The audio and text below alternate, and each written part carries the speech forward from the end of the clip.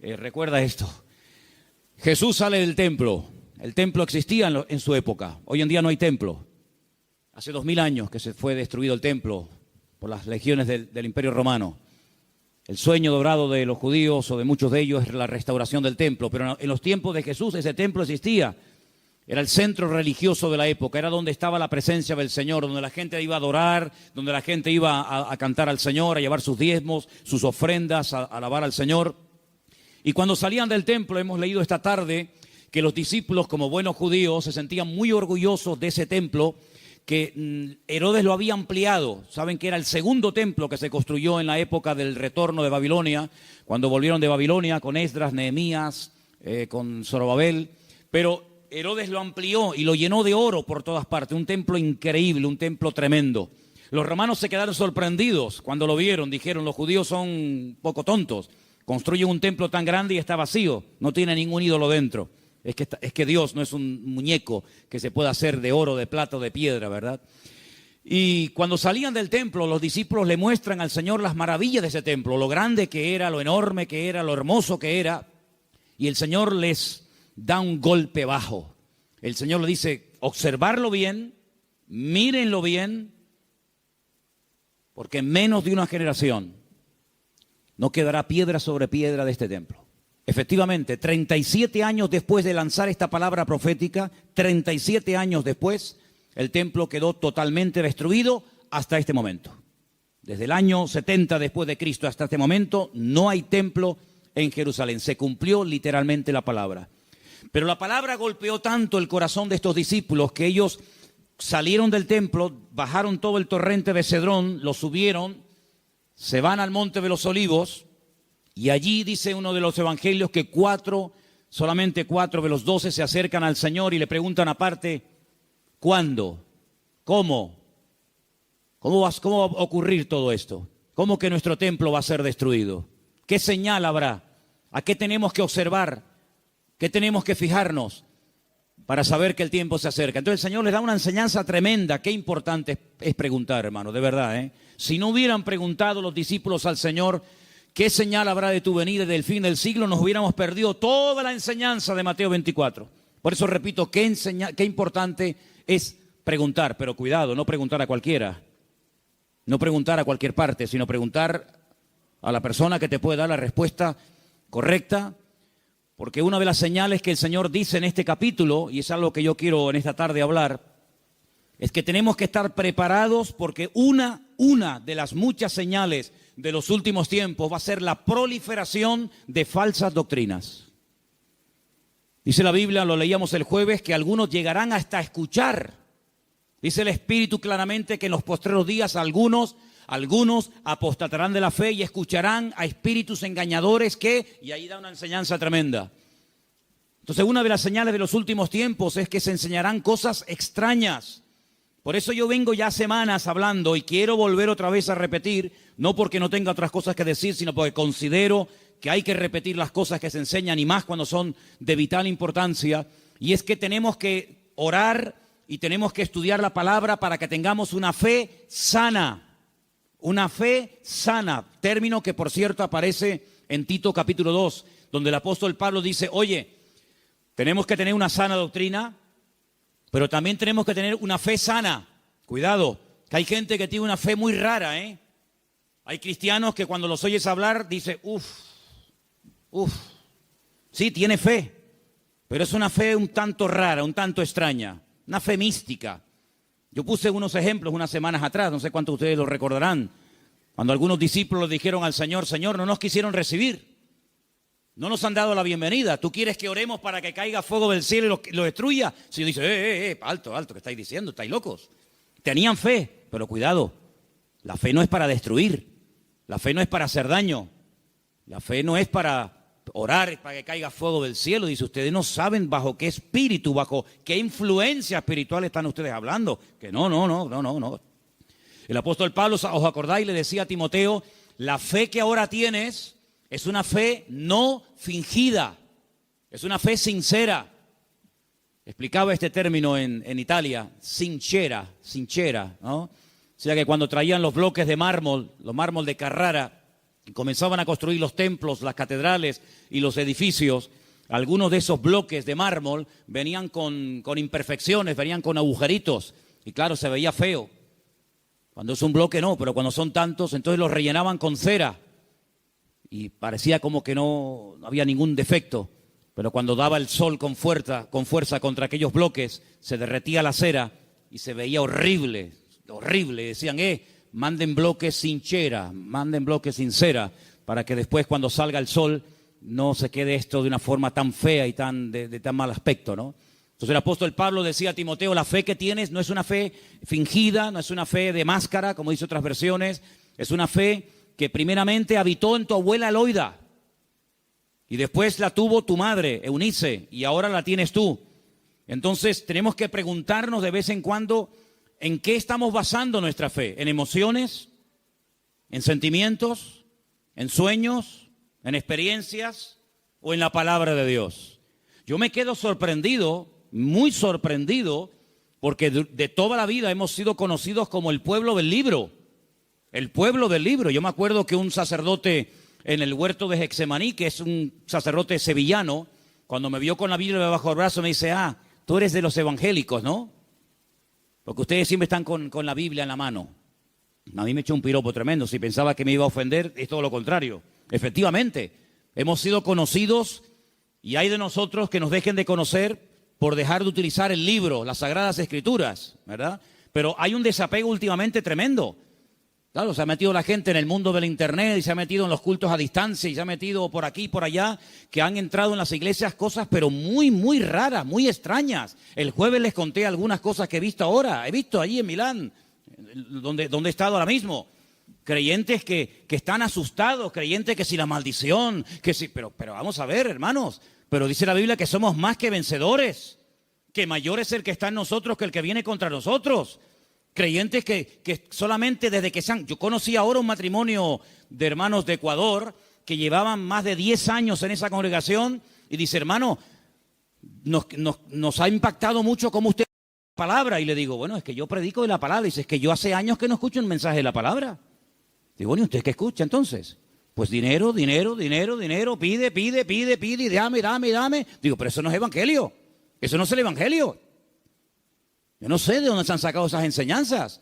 Hay predicadores que solamente tienen un tema monográfico, solamente saben pedir y no hablan de Cristo, no hablan del amor, no hablan del infierno, no hablan de la ira de Dios, no hablan del cielo, no hablan de la salvación. No, solamente tienen una obsesión y claro, prosperan, pero ellos, los demás no, solamente prosperan ellos. Y se autofinancian con su don y se pegan la gran vida asustando y manipulando y tergiversando la escritura. Y esto hay que denunciarlo. Ya está bien de hacer el tonto, ya está bien de decir, bueno, es que son siervos de Dios. No son siervos de Dios. Ellos se llaman siervos de Dios, pero la mayoría de ellos utilizan el púlpito para pegarse la gran vida y lo último que hacen es predicar la palabra, cosa que deberían de haber hecho siempre toda su vida. Y una de las cosas que tenemos que tener bien claro en los últimos tiempos es que van a proliferar falsas enseñanzas y falsas doctrinas. Y los sobreénfasis, qué peligrosos son los sobreénfasis, hermano. Déjeme que me explique. Tenemos que predicar todo el consejo de Dios. ¿Cuántos dicen amén? Toda la palabra de Dios. No podemos estar todos los días comiendo espagueti por la mañana, espagueti por la noche, Pero hermano, está bien, a mí me gusta la pasta, pero 365 días comiendo lo mismo. Pues cuánta gente, hermanos, solamente saben un tema y lo sacan de ese tema y no saben nada. Que si el dinero, que si las profecías. ¿Sabe cuánta gente, hermano, van a las congregaciones para que alguien ore por usted y le den una palabra y le den una profecía? Mire, me leí hace unos días la biografía de la señora White. Madre mía, pero es un disparate. Una señora que dice que llegó a tener 2000 visiones y sueños proféticos. 2000. Y cuando murió, dejó más de 70 libros. Los disparates que esa señora enseñó. Claro, le dan un sobreénfasis ¿a qué? Al día de reposo, sí, pero es que espérate un momento, es que la Biblia no solamente el día de reposo. Hay otras muchas cosas. Si te crees que porque guardas esto y no cumples con todo lo demás, te vas a salvar, te equivocas, amigo. Es como las iglesias que están todo el día hablan lengua, y venga a hablar en lengua, y venga profecía, y venga a hablar en lengua. Pero hijo, vamos a ver. El apóstol Pablo decía, y si alguien entra en una iglesia y ve a todo el mundo hablando en lengua, ¿qué van a decir? A ver, dígalo usted. ¿Usted qué diría? ¿Que están locos? ¿Pero cuántas iglesias son así? ¿Cuántas iglesias son así que parecen locos? Yo fui hace muchos años a una congregación en Las Palmas y bueno, yo estaba predicando y en medio de la predicación se levantaba la gente, se caían ahí al suelo y empezaban a gritar y a revolcarse y yo decía, ¿qué le pasa a esta gente? Entonces yo miré al pastor que estaba allí y le digo, ¿qué le pasa? Dice, no, es el poder de Dios. Digo, ¿cómo es el poder de Dios? Pues si está haciendo el perro. Estaba haciendo el perro. Y el otro en la esquina poniendo un huevo. Digo, ¿pero qué poder de Dios? La Biblia dice en Romanos 12 que el Señor es nuestro culto racional. Por favor, que parece, damos una imagen, nosotros no, gracias a Dios, pero ¿cuántas iglesias dan una imagen al mundo de que son locos? Y ya está bien, hermano, de callarnos. Y ya está bien de decir, bueno, son así. No, no, no. Son barbaridades que avergüenzan al evangelio. Y tenemos que denunciarlo porque el que sabe hacer lo bueno y no lo hace es copartícipe con eso. No les contaba el jueves que acabo de conocer ahora a un pastor en Milán que se tira en la plataforma cuando llega el momento de la ofrenda y le dice a la gente que lo tienen que tapar con dinero. ¿Pero cómo? Sí. Él dice, no, mira, aquí todavía se me ve algo de tela, tienen que tapármelo. Increíble. Un pastor que la congregación un día le regaló un coche, cogieron una ofrenda en la congregación, le regalan un coche al pastor y a los 2 días se sube al púlpito y dice, hermano, Dios me ha dicho, mentira, Dios no dijo nada, eso es falso, pero él dice, Dios me ha dicho que este no era el coche que ustedes tenían que regalarme, era uno más grande y superior. Y la gente tan tonta va, lo cambian y le compra uno más grande. Y yo le decía, pero ¿ustedes qué hacen allá adentro? ¿Por qué no se le va a hablar, salgan corriendo? Eso no es iglesia, eso no es nada, eso es un circo. Eso es una vergüenza para el evangelio. Es que tenemos miedo, porque nos ha dicho que si nos vamos se nos va el espíritu y se nos va la bendición. Digo, hágame el favor. Oye, que a mí nunca me ha tocado la breva de caer en una iglesia de estas, ¿eh? A mí nunca me ha tocado una breva de estas. Siempre, de verdad, a mí me toca una iglesia de estas y es que me voy al Antiguo Testamento con la espada y el arco. Increíble, hermanos. Entonces tenemos que retornar a la palabra de Dios es nuestra base. No podemos entrar en locuras, en disparate. Todo lo que usted pueda pensar, soñar, sentir o lo que sea, si no va de acuerdo 100% con la palabra, no es de Dios. La palabra de Dios es la base, es el fundamento de nuestra fe. Y no necesitamos nada más que la palabra y nuestra experiencia, nuestra relación con el Señor. Yo creo que algunas personas no han terminado de descubrir lo que significa enamorarse del Señor y enamorarse de la palabra. Por eso buscan fuera, porque cuando un hombre está enamorado de su mujer no tiene que buscar otra. Y cuando una mujer está enamorada de su marido, no se le van los ojos detrás de otro. Cuando usted está enamorado de Cristo, no le tienta nada ni nadie, porque usted sabe en quién ha creído. Y a mí me da la impresión de que hay mucha gente hoy en día en las iglesias que son religiosos, pero no han nacido de nuevo, porque la persona que nace de nuevo no hace estas barbaridades, porque ofende al Señor. O no conocemos la historia de este joven llamado José, un hombre que nunca fue a un culto. José nunca fue a ningún culto. José nunca leyó la Biblia. Pero José un día tuvo un momento en el que fue tentado y él dijo, yo no puedo hacer esto porque pecaré contra mi Dios. Y uno dice, pero ¿cómo sabía este hombre que eso era pecado? Porque él tenía comunión con el Señor. Y cuando una persona tiene comunión con el Señor y conoce al Señor, sabe lo que le agrada y lo que no le agrada al Señor, aunque no lo hayas leído. Porque el Espíritu Santo que mora en ti te da testimonio de que eso es o no es la voluntad del Señor. ¿Cuántos dicen amén? Entonces hay que retornar a la Biblia, hermanos. Claro, hay gente que se atiborra de libros y venga libros. Hermano, este es el libro que Dios nos ha dado. Escudriñar las Escrituras, dice la Biblia, porque ellas son las que dan testimonio de mí. Y mire, hermano, yo antes de irme para Italia les comentaba de aquellos 10 leprosos, ¿acordáis? Aquellos 10 hombres que bajaron de las montañas porque tenían fe, pero momento. Yo les dije a ustedes y espero que no hayan olvidado esa enseñanza, porque para mí es de vital importancia. Ellos tenían fe, por eso bajaron de la montaña. Ellos tenían fe, por eso clamaron al Señor. Pero el Señor no los sanó así instantáneamente, sino que el Señor les dijo, id y mostraos a los sacerdotes. Ellos no sintieron nada, ellos no vieron nada, ellos seguían estando leprosos, pero ellos en obediencia se ponen a caminar y mientras caminan, automáticamente se produjo el milagro. Por eso, ¿se acuerdan cuando yo les dije que fe más obediencia es igual a la bendición de Dios? Por eso hay gente que tiene fe, pero no crecen, no maduran, porque es una fe a veces extraña, envenenada, contaminada, porque han estado en tantos sitios que, permítame la expresión, tienen un potaje en la cabeza. Pero cuando usted conoce al Señor y a su palabra y usted tiene una fe sana, bien encaminada en las cosas del Señor, usted sabe que la fe, si no tiene obras y la fe si no obedece al Señor, no sirve de nada. ¿Cómo usted va a pretender con la fe que tiene viviendo en desorden, sin poner en práctica los mandamientos del Señor? Que Dios le bendiga. Primeramente tendrá que ponerse en orden para que el Señor pueda hacer maravillas en su vida. ¿Y cuántos creyentes en las iglesias son una cosa aquí y fuera son otra? Sí, tienen fe, pero el testimonio que dan es pésimo. Bendito sea la palabra cuando el Señor dice a través de la boca de Pablo: no me avergüenzo del evangelio, porque es poder de Dios. Espero que el evangelio no tenga que arrepentirse y no tenga que avergonzarse de la conducta que está llevando fuera. Porque aquí todos somos muy buenos, aquí todos levantamos las manos, o el que quiera, y aquí todos somos muy santos. Pero, ¿y por fuera? Porque a mí de qué me sirve que vengas aquí, gloria a Dios y aleluya, si luego en la calle eres un desorden y vives en pecado, estás viviendo en adulterio, estás viviendo en fornicación, tienes un mal testimonio en la familia. No, tienes que plantearte tu relación con Dios. ¿A qué vienes aquí? ¿A cambiar o a qué? ¿A fichar como en un trabajo? No, fui al culto. Sí, fui al culto porque te entró por aquí y te salió por ahí, porque no ha habido cambios en tu vida. Esta es una iglesia donde queremos que la gente venga, gloria a Dios, sí, pero que vengan a cambiar. Y que sepan que aquí no vamos a estar con tonterías ni con experiencias extrasensoriales, sino que aquí te vamos a llevar a la palabra. Y la palabra te va a hablar y el Espíritu va a hablar a tu corazón. Y en cuanto veamos cosas extrañas que no son de Dios, pues te las tendremos que decir. Y claro, algunos esta cosa no lo entienden y dicen: no, es que aquí no hay amor. Bueno, si usted entiende el amor, que le vamos a decir lo que usted quiere oír, evidentemente aquí no lo va a encontrar. Aquí le vamos a decir lo que dice la palabra. Y los que estamos, los que vienen, se adaptan a lo que hay, y si no, pues que el Señor le bendiga y que le lleve a otra iglesia.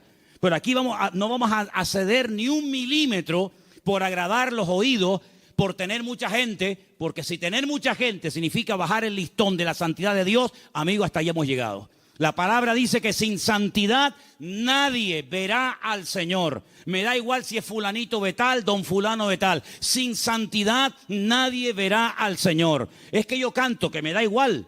El diablo canta mejor que nosotros. Sin santidad nadie verá al Señor. ¿Qué es santidad? Vivir como Dios manda. Es que yo no quiero vivir como Dios manda.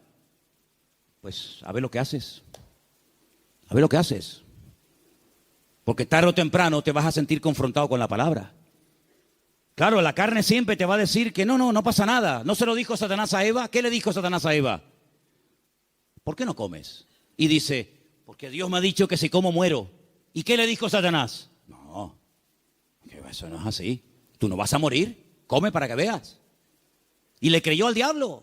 ¿Y cuántas veces creemos que Dios está equivocado, que es injusto con nosotros, cuando la palabra del Señor nos dice que en los últimos tiempos el enemigo va a ser tan sutil que muchas veces le va a permitir a la gente tener esa falsa seguridad de creer que estoy en desorden y en pecado, pero Dios me va a bendecir igual? No, mi amigo.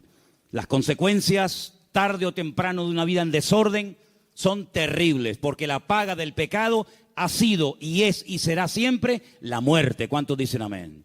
Hay tres cosas que tenemos que tener claro a estas alturas. Primero, ¿a qué nos ha llamado el Señor? ¿A qué nos ha llamado el Señor? ¿Tú sabes la tranquilidad que tú tienes en tu corazón cuando tú sabes a lo que te ha llamado y a lo que no te ha llamado el Señor? No tienes que estar imitando a nadie. No tienes que viajar por el mundo entero buscando el sistema, el método en Colombia, en Venezuela, en Cuba, en Puerto Rico, en Toronto. Yo no tengo que ir a ninguna parte. Lo que dice la Biblia: entra en tu aposento y tu Padre que te ve en lo secreto te recompensará en público. Claro, es más fácil coger un avión y irte a Corea a ver lo que hacen los coreanos. Es mucho más fácil coger un avión y pagarte el pasaje como Jonás, que prefería pagar el pasaje, ¿verdad? Y mantener la rebeldía que dar marcha atrás. Es mucho más fácil coger un avión y decir: a ver, una iglesia que esté creciendo mucho, a Nigeria, ahí nos vamos todos. Ahora a Pensacola, ahora a Toronto, ahora, hermanos, a donde tenemos que ir, dice el Señor: venid a mí, los trabajados y cargados, que yo os haré descansar. ¿Cuántos dicen amén? Entonces, tener claro a lo que nos ha llamado el Señor y a lo que no nos ha llamado. No hay una iglesia 100% completa. Yo les digo, esta iglesia no es completa. Tenemos muchas carencias. No somos una iglesia fuerte en misiones. No tenemos misioneros ahora mismo en el mundo. Tenemos un montón de carencias. Pero creemos que hay un área en la que el Señor nos puede utilizar. Pero hermanos, hay congregaciones que pretenden hacerlo todo, lo entienden todo, lo saben todo. Y la Biblia nos enseña que somos un cuerpo y que nos necesitamos los unos de los otros. Y capaz que lo que el Señor nos ha dado, tal vez no lo tenga el hermano de la esquina, pero el hermano de la esquina seguro que Dios le ha dotado con algo que nos hace falta a nosotros. Y así nos complementamos y trabajamos en el mismo sentir, en un cuerpo en el Señor. ¿Cuántos dicen amén? Nuestra identidad, ay hermano, la identidad. Esto es algo que trae de cabeza a miles de personas, porque la gente tiene que tener una identidad. Y si no la encuentran en la casa, la va a encontrar en el fútbol. Y si no, en cualquier otro lado. ¿Nuestra identidad? ¿De dónde viene nuestra identidad? Nuestra identidad viene de Cristo. Nuestra identidad viene del Señor. Yo no tengo que ponerme ahora todo el cuerpo lleno de tatuajes para sentirme, digamos, querido y respetado por un cierto sector de la sociedad. No. ¿Sabes qué? Yo he sido aceptado por Cristo tal y como soy, con mis defectos, con mis virtudes y con mis debilidades. ¿Cuántos dicen amén? Ahora, si usted tiene complejos, si usted no se termina de aceptar a sí mismo, pues usted no va a crecer y usted no va a madurar hasta que tú no le des gracias a Dios por el cuerpo que tienes y le digas gracias, Señor, porque tú me hiciste así, usted no va a poder disfrutar de la vida. Su identidad tiene que venir de la fuente. ¿Y cuál es la fuente de la que bebemos? Nuestro Señor Jesucristo. Eso nos ayuda a descubrir nuestras limitaciones. Eso nos ayuda a saber lo que tenemos y lo que no tenemos. ¿Han oído el pasaje del libro de los Hechos cuando dice la Biblia que a la hora de la oración subían Pedro y Juan al templo a orar y dice que había ahí un mendigo que les pidió limosna? Lo conocéis, ¿verdad? Conocido. ¿Qué le dijo Pedro al paralítico? No tengo. ¿Qué? Fíjate tú, un hombre que con la sombra sanaba a los enfermos. Un hombre que oró por muertos y los resucitó. Un hombre que caminó por encima de las aguas. Un hombre que un día fue a pescar, le abrió la boca al pez y sacó una moneda dentro. ¿Te imaginas que nos pase eso a nosotros? Un hombre que vio milagros del Señor y dice, no tengo ni plata ni oro. ¿Tú te imaginas que ese hombre fuera un predicador hoy en día? ¿Sería multimillonario? Si muchos son unos mequetrefes que no saben ni hablar en público y viven a cuerpo de rey, tú imagínate un predicador hoy en día que tuviera el currículum que tenía Pedro. Sería algo increíble. Pedro dijo, no tengo ni plata ni oro, pero tengo algo que ni con todo el oro del mundo puedes comprar. Y le dijo al hombre con toda la autoridad, porque sabía lo que tenía. Porque cuando uno sabe lo que tiene, se mueve con autoridad. Y cuando no sabes que tienes eso, pues mejor estate quieto. En el nombre de Jesucristo, levántate y camina. Y el Señor hizo un milagro tremendo. Entonces las iglesias, los creyentes hoy en día, tenemos que saber a lo que Dios nos ha llamado. Tenemos que saber lo que tenemos y lo que no tenemos. Y darle gracias al Señor, porque Dios con nosotros ha sido tremendamente fiel. Y a unos le da 30, a otros le da 60, a otros le da 100. Y cada uno tiene que saber moverse en el área donde Dios lo ha puesto. ¿Cuántos dicen amén?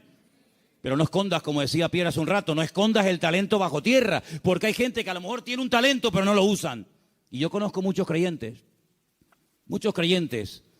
que no están usando lo que Dios les ha dado. No lo están usando. Están más preocupados en conseguir un buen trabajo que en servir a Dios. Están más preocupados en pagar lo que deben que decir, Señor, yo todavía no sé el don que tengo. Si yo me pusiera a preguntarle a muchos creyentes hoy en día, ¿cuál es el don que Dios le dio a usted? ¿Cuál es el don que Dios le dio a usted? Muchos dirían, no lo sé. Y llevan toda la vida en la iglesia. Entonces, en estos años, ¿qué has hecho? Porque si no sabes a lo que Dios te ha llamado, si no sabes cuál es el don que tienes, la pregunta es, ¿usted qué ha hecho en los 10 años que lleva en el culto? ¿Qué es lo que usted ha hecho? Queridos hermanos, es el tiempo de que le preguntemos honestamente al Señor, y está el año a punto de terminar, Señor, ¿en qué área tú quieres utilizar mi vida? Porque el Señor tiene grandes sorpresas para todos y para cada uno de nosotros. ¿Cuántos dicen amén? Ahora, hermano, escúcheme una cosa. Dios quiere que crezcamos en todas las áreas. Como dije antes, el sobreenfatizar algo, el crecer demasiado en un área, olvidándonos de otras, lo que produce son monstruos. Hay gente que le da un énfasis tremendo a la oración. Y claro, la oración es muy importante, hay que orar, claro que sí. Pero no tienen ni papa, no tienen ni idea de la Biblia. Por otra parte, hay gente que está todo el día con la Biblia, leyendo, memorizando y estudiando, pero nunca oran. Luego, tenemos que crecer con un equilibrio, de tal manera que no seamos como un monstruo que crece mucho en un área, pero nada en otro área. Y tenemos que dedicarle tiempo al Señor a decir, Señor, yo quiero crecer espíritu, alma y cuerpo, como dice la palabra. ¿Cuál fue el último libro que leíste? Sin contar la Biblia. ¿Cuál fue el último libro que leíste? Hay cristianos que no leen nada. Hay cristianos que no leen nunca nada. ¿Y cómo van ustedes a contactar? ¿Y cómo van ustedes a evangelizar? ¿Y cómo van ustedes a dialogar con personas del mundo que no leen la Biblia, sino que leen y están preocupados con otras cosas? Si tú no estás puesto en lo que el mundo habla y comenta, ¿cómo vamos a alcanzarlo si no saben ni por dónde empieza una conversación, ni por dónde termina? Hay gente que no trabaja, ni estudia, ni hacen nada. Y son las víctimas y son las personas más propensas a caer en desánimo, en depresión y en pecado. Una vez leí un refrán, no es bíblico, pero decía algo así como: Satanás busca a una persona desocupada para darle una ocupación. Grandes hombres de Dios a lo largo de la historia no cayeron en el campo de batalla mientras servían al Señor. Grandes personajes de la historia no cayeron cuando estaban activos sirviendo al Señor, sino en tiempos de ociosidad, cuando se aburrían, cuando no tenían otra cosa que hacer, porque para pecar hace falta tener tiempo. Por lo tanto, no desperdicien el tiempo, hermano. Pídanle al Señor: Señor, ayúdame a utilizar el tiempo. Si tienes tiempo libre, ponte a orar, congrégate, busca un libro, un buen libro para estudiar, para servir al Señor, para prepararte, pero no estés todo el santo día sin hacer nada, porque eso tarde o temprano se va a volver en tu contra y te va a crear grandes problemas. Quiero también comentar algo que para mí es de vital importancia. Hay gente que por la timidez, por el temor, por el miedo al qué dirán, no terminan nunca de dar el paso. Y déjame que te diga que hay una mujer en la Biblia que tenía un tesoro increíble.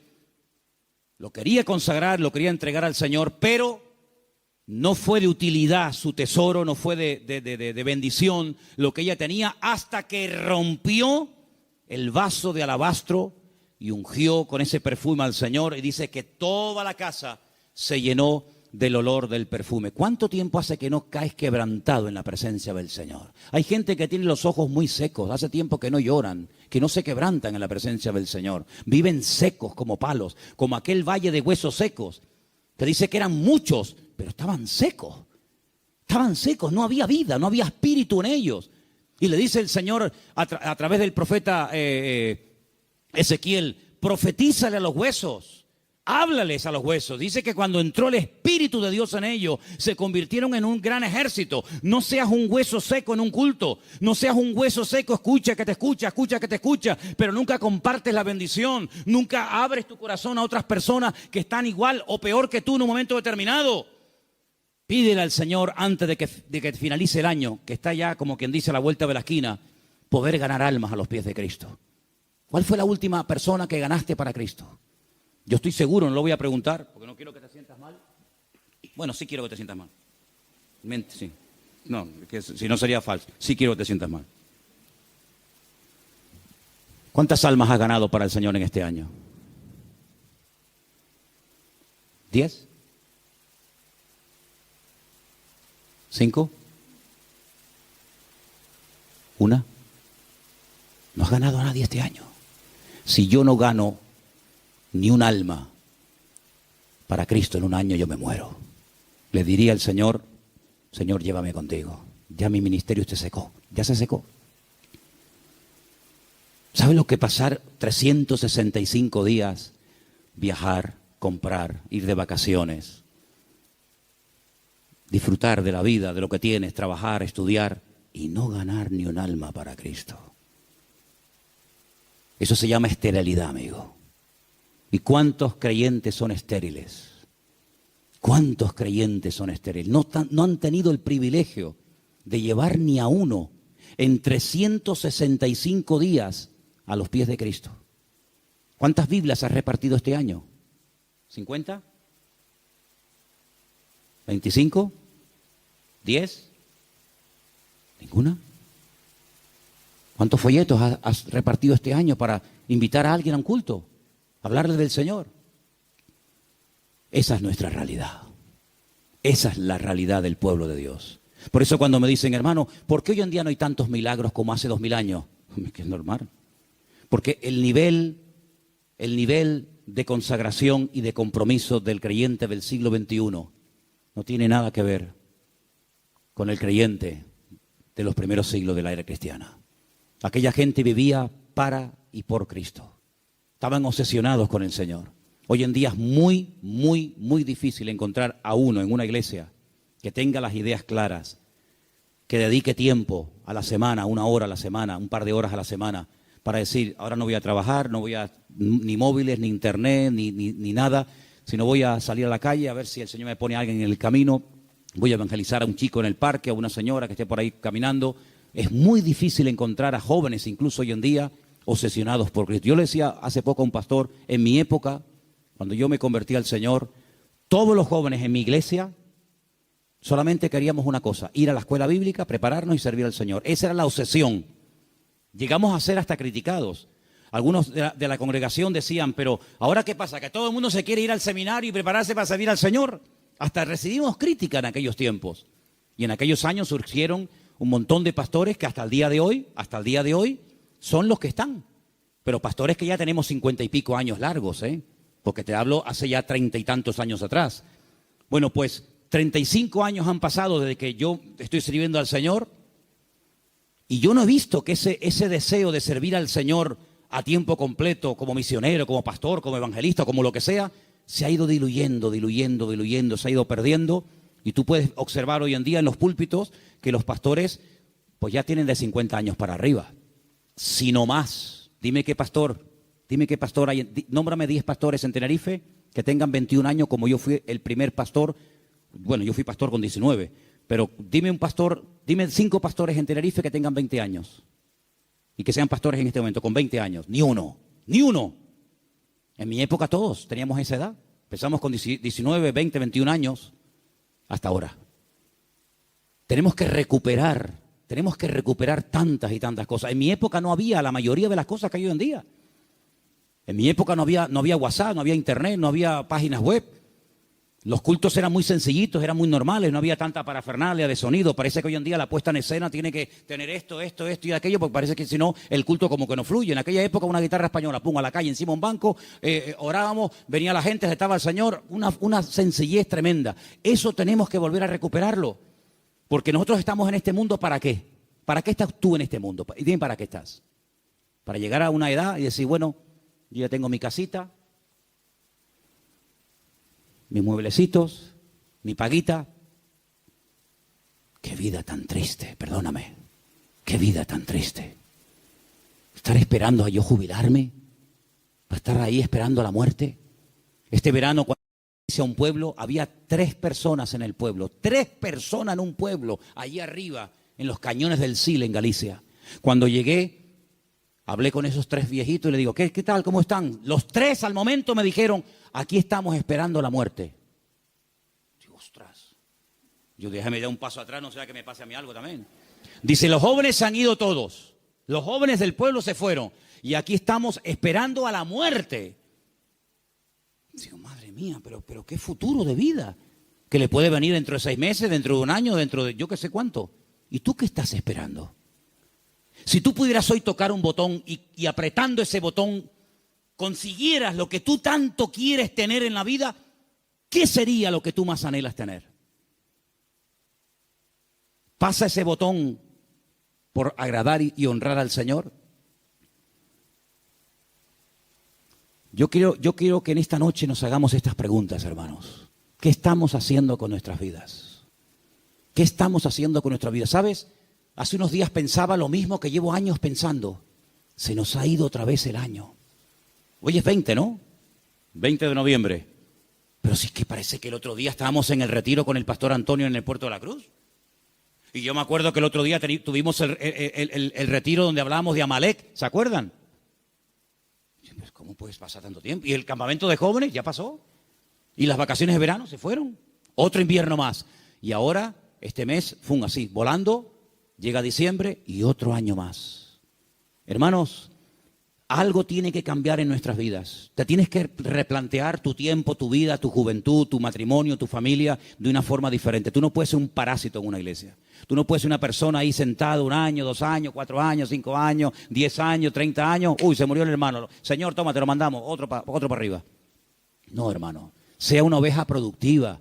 Involúcrese en las cosas del Señor. Tenga ilusión por las cosas del Señor.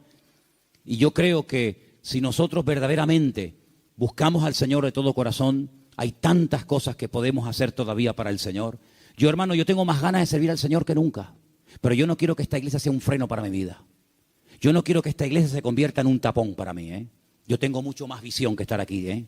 Y yo estoy plenamente convencido de que el mundo, no Tenerife, el mundo nos está esperando. Y el Señor tiene gente aquí que puede utilizar de una forma tremenda. Pero somos nosotros los que tenemos que decir, Señor, cuenta conmigo. Porque quiero terminar diciendo algo. La noche que el Señor Jesucristo sabía que iba a ser entregado, dijo algo tremendo. Dijo, Padre, pasa de mí esta copa. Mas no se haga mi voluntad, sino la tuya. ¿Y saben cuál era la voluntad del Padre en ese momento? Que lo mataran. Es increíble. El año que viene va a ser un año muy interesante, ¿eh? Créanme, ¿eh? Va a ser un año tan interesante. Porque ya empezaron los dolores de parto, pero los dolores de parto no duran siempre. No, hermana, yo no entiendo mucho de esto, yo nunca he parido, ¿no? Pero más o menos hablo de la teoría. Los dolores de parto están ahí, pero llega un momento que se acabó el dolor, nace el chiquillo y ya está. Bien. Llevamos años con dolores de parto. Europa ya lleva años en dolores de parto. España ni te cuento. España yo creo que le van a tener que hacer una cesárea dentro de poco. Porque no hay forma de que salga el chiquillo, ¿eh? ¿Vale? Estamos con dolores de parto hace mucho tiempo. El año que viene van a salir muchas cosas, van a parir muchas cosas que se han ahí retenido con dolor. Bien. Estoy recibiendo llamadas de Estados Unidos. Muy interesantes, por cierto. Para muchos, sobre todo para gente de Latinoamérica, más que para gente de Europa, Estados Unidos era el sueño dorado. Yo recibo cada día correos de gente que me dice, he mandado solicitud, he pedido visa a Estados Unidos, me la han denegado, entonces estoy tocando la puerta a ver si usted, no sé qué. No te puedes ni imaginar la cantidad de gente que me escribe cada día de montones de lugares que primero tocan a la puerta del tío Sam. Primero le llaman al tío Sam. Y cuando el tío Sam le dice, por aquí no entra, entonces llaman yo qué sé, a Don Quijote de la Mancha y Sancho Panza, ¿no? Por ejemplo, por un ejemplo. Vean. ¿Cómo van a reaccionar todos aquellos creyentes que se fueron a Estados Unidos creyendo que era el paraíso terrenal? Cuando el señor Trump les diga, usted, y usted, y usted, fuera de aquí. Ay, amigo. A mí se me han abierto muchísimas puertas en Estados Unidos. Me he negado rotundamente a ir.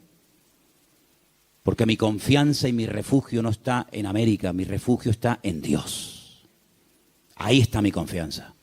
Y el libro de Proverbios dice, más vale bocado seco y en paz. ¿Eso qué? Un cacho de pan, pero con la bendición de Dios.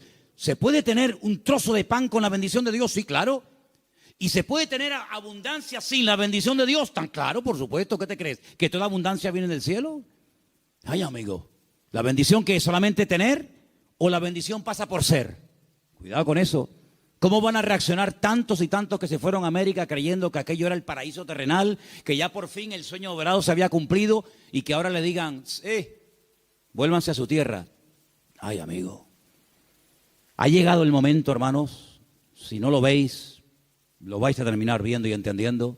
Ha llegado el momento que todos los creyentes del mundo, en el único en el que nos vamos a poder refugiar, como siempre ha tenido que ser así, pero parece que se ha olvidado, es en el Señor nuestro Dios. Él es nuestro pronto auxilio en las tribulaciones.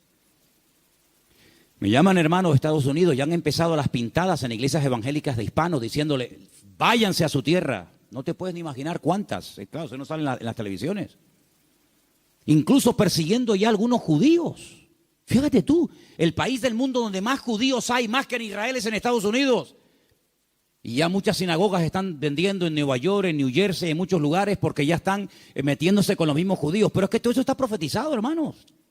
Todo eso está escrito. Que cada uno tendrá que volver a su lugar de origen. Y allí el Señor va a entrar en juicio con cada uno de nosotros. Así que el único escondedero, el único refugio va a estar en nuestro Dios. Nuestro refugio es el Señor Dios Todopoderoso. No es un país. No es una nación. Mire, si usted consigue aquí el mejor trabajo del mundo y gana miles de euros, pero usted no tiene la bendición de Dios sobre su vida, lo que usted tiene se va a volver en su contra. Porque he conocido a muchas personas que lo que buscan es una salida económica, un bienestar material, pero usted lo que tiene que buscar es la voluntad de Dios. Porque teniendo la voluntad del Señor, estemos donde estemos, el Señor está a nuestro lado. Ahora, si usted cree que el Dios de Estados Unidos es más grande que el de Garcilaso de la Vega, coja el pasaje y váyase mañana sin falta. Pero el Dios de allá Es el Dios de acá y es el Dios en todas partes.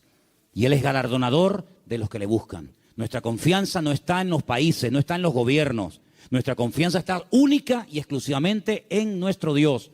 En el Dios que nunca nos ha fallado. El Dios que ha dicho, estaré contigo todos los días hasta el fin del mundo. Y el Dios que nos va a enseñar a vivir por fe. Nos va a enseñar a vivir por fe. Ya nos está enseñando hace años el Señor, por lo menos a nosotros, a vivir y depender solamente por fe del Señor. Porque yo creo que esa es la vida que el Señor tiene diseñada para todos y para cada uno de nosotros. Ahora, si usted quiere ser un señorito en el reino de Dios, amigo, si tú quieres ser un señorito, y no remangarte nunca las manos y poner tu mano en el arado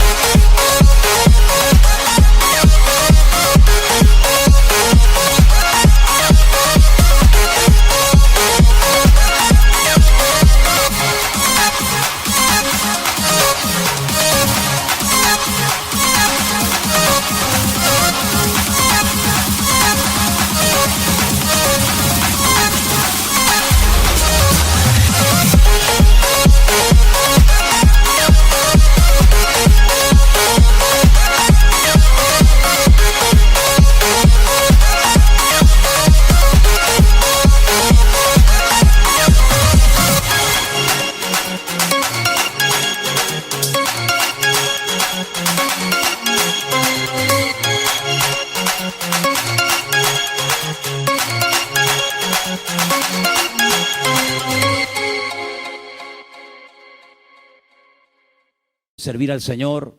Hermanos, las lecciones se aprenden por las buenas o se aprenden por la humillación. Y yo creo que el Señor hace mucho tiempo nos está hablando a todos y a cada uno de nosotros. No se afanen tanto, no se afanen tanto. Inviertan más tiempo en la oración, inviertan más tiempo estudiando la palabra. Hay algunos de ustedes que no tienen tiempo ni para orar. Algunos me han dicho en alguna ocasión, ay, es que yo voy a la cama tan rendido que hago, Señor, bendito sea tu nombre. Amén. No, duermen en paz, la verdad es que duermen en paz, pero hermano querido, busque a Dios, busque a Dios. Hay mucho camino por recorrer, muchas cosas por hacer. Usted no puede dedicar más tiempo a lo material que a lo espiritual. Por favor, estamos invirtiendo el orden. Si usted dedica más tiempo a lo material que a lo espiritual, aquí está fallando algo.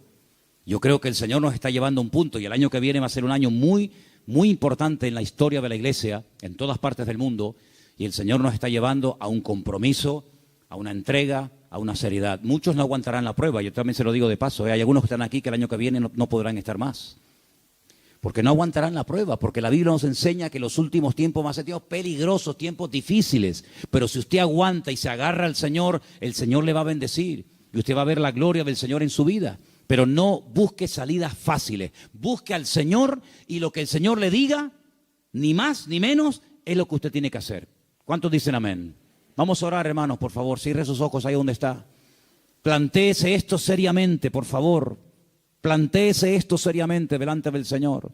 ¿Qué estoy haciendo con mi vida? ¿Qué estoy haciendo con la vida de mi familia? ¿A dónde los estoy llevando? ¿A qué se están dedicando? ¿Cuáles son las prioridades, los objetivos, las metas en nuestra casa?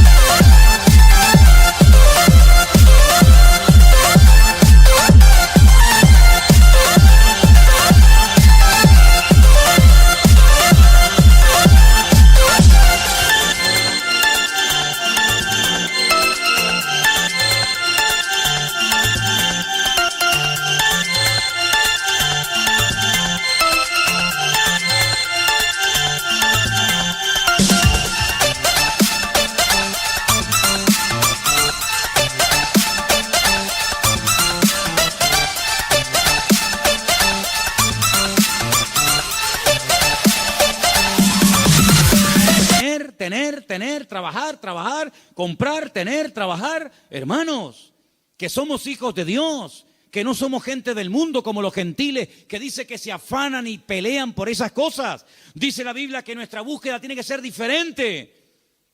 Que el Señor nos indica que tenemos que buscar primeramente el reino de Dios y su justicia. Y muchas de las cosas que vendrán por añadidura, dice la Biblia. Créame, vendrán. Claro, hay gente que nunca ha visto que le vienen por la añadidura porque no buscas el reino de Dios. Entonces, como no buscas, tienes que buscar tú la añadidura. Pero ha llegado el momento en el que el Señor nos está mostrando que tenemos que doblar la guardia, que vienen tiempos difíciles. Hermanos, les digo algo, se lo dije el jueves con todo respeto. Dele gracias a Dios por la enseñanza que usted ha recibido en estos años, porque hay tantas barbaridades, tantas locuras que se están enseñando desde los púlpitos llamadas iglesias evangélicas, que uno se cae de espalda, hermano. Uno siente hasta vergüenza ajena de las falsas doctrinas, de matrimonios destruidos, de pastores que, bueno, hermano, de verdad, mire, esto daría horas. Vamos a pedirle al Señor, Señor, danos ese amor por ti, por tu palabra. Volvamos al libro, volvamos a las Sagradas Escrituras. Señor, en esta noche queremos pedirte que tú nos ayudes a esforzarnos más por tu reino, a no estar tan afanados, tan estresados, tan preocupados por lo material, Señor. Señor, tú nos has enseñado un modelo de vida diferente. Tú nos has enseñado a depender de ti. Tú nos has enseñado, Señor, a creer en tus promesas, en tu bendita palabra. Y yo te pido, Señor, en el nombre bendito de Jesús, que nos ayudes a aprenderlas.